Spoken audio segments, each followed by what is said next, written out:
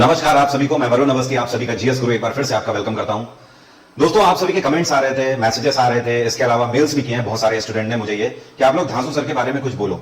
अब इसमें मैं बोलूं क्या? पहली चीज तो बात यह है कि जब से मैंने वो वीडियो देखा था तो उसके बाद से मेरी बोलती बंद हो गई। मेरी बोलती इसलिए बंद हो गई कि भाई बोला वहां पे जाता है जहां पर बोलने लायक कुछ हो। आखिरकार बोलने को बचा ही क्या है? आप जिस जगह पर खड़े हुए हो उस जगह पर इस तरीके की बातें शोभा नहीं देती हैं। अभिनय सर ने जो बात कही वो अभिनय सर ने कुछ गलत नहीं कहा, उसमें कुछ भी गलत नहीं कहा, लेकिन इस टाइम पर YouTube पे 3-4 बुद्धिजीवी लोग ऐसे आ गए हैं जिनका कहना है कि धासु सर जो कर रहे हैं उन्हें करने दो, तुम्हें सपोर्ट नहीं करना है तो मत करो सपोर्ट, तुम्हें कोर्स नहीं खरीदना है तो मत खरीदो कोर्स, लेकिन वो जो कर रहे हैं तुम उनसे आपत्ति मत जताओ। मैं उनसे यह पूछना चाहता हूं, ये वही बच्चा है जिसके लिए जब रोजगार के लिए आंदोलन चलाना था तो मैं भी था उस आंदोलन में। ये वही अपने सर है जिन्होंने उस आंदोलन की शुरुआत करी थी। ये हम वो टीचर हैं जिन्होंने उस आंदोलन को आगे बढ़ाया और देखते ही देखते वैकेंसी इस तरीके से निकलवा के लेके आए थे। बहुत सारी चीजों में बदलाव करके लाए हैं और उस टाइम पर जब बच्चे के साथ गलत नहीं होने दिया तो आज जब उसका फायदा उठाया जाएगा तो भी हम कुछ ना बोले। ऐसा नहीं हो सकता ना। तो मेरा उन बुद्धिजीवियों को यह कहना है कि आप नहीं समझ सकते, आप उस आंदोलन का हिस्सा नहीं थे। आपने कभी बच्चों से इस तरीके की बात नहीं करी है। आप कभी समझ नहीं सकते कि हम बच्चों से किस तरीके से डील करते हैं, किस तरीके से हमारा उनसे संबंध है, क्योंकि आपको दिख रहा है कि आप केवल कोर्स बेच लो। यहां पर उल्टा है भाई साहब, हिसाब किताब।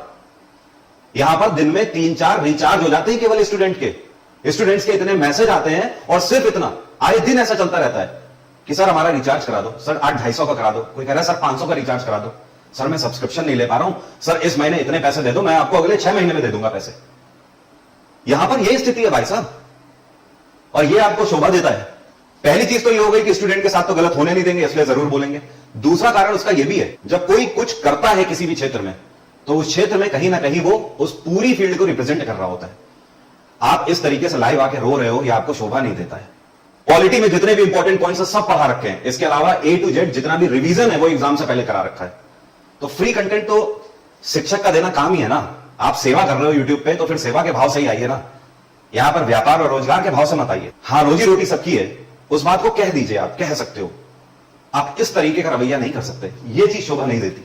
इस थंबनेल में आप पढ़िए क्या लिखा है, पढ़ाना छोड़ रहा हूं मैं। क्या आपने पढ़ाना छोड़ा? यहां पर आपने लिखा आखिरी बार बातचीत। क्या आपने आखिरी बातचीत करी? कुछ भी नहीं, सिर्फ आपने क्लिक बेट किया। यहां पर छोटे छोटे नादान बच्चे हैं जिन्हें अपनी जीवन की राह सिर्फ इस टाइम पर दिख रही है, इस जद्दोजहद में चल रहे हैं कि केवल 1 महीने का किराया कैसे निकल जाए। यहां से आकर, गांव से आकर यहां पर दिल्ली में पड़े हुए हैं, उनके सामने इन सब चीजों का क्या फर्क पड़ता है?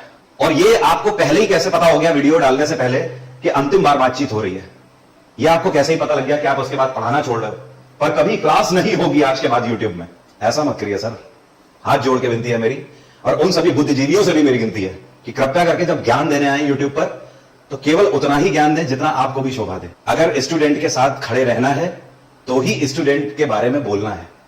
अगर आप सिर्फ और सिर्फ शिक्षक की तरफ से बोलेंगे तो ध्यान रखिए, स्टूडेंट की तरफ से हम यहां खड़े हैं बोलने के लिए, वो कभी अकेला नहीं है। करता हूं आप सभी मेरी बात उन बुद्धिजीवियों तक पहुंचा दोगे जिनको दिक्कत हो रही है इस टाइम पर अभिनय सर से कि अभिनय सर ने ऐसा बोल दिया, वैसा बोल दिया।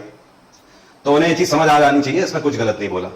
और मैं फिर से बोलता हूं कि हम कभी भी आएंगे, हम कभी पीछे नहीं हटे, ना आगे भी कभी हटेंगे। नमस्कार।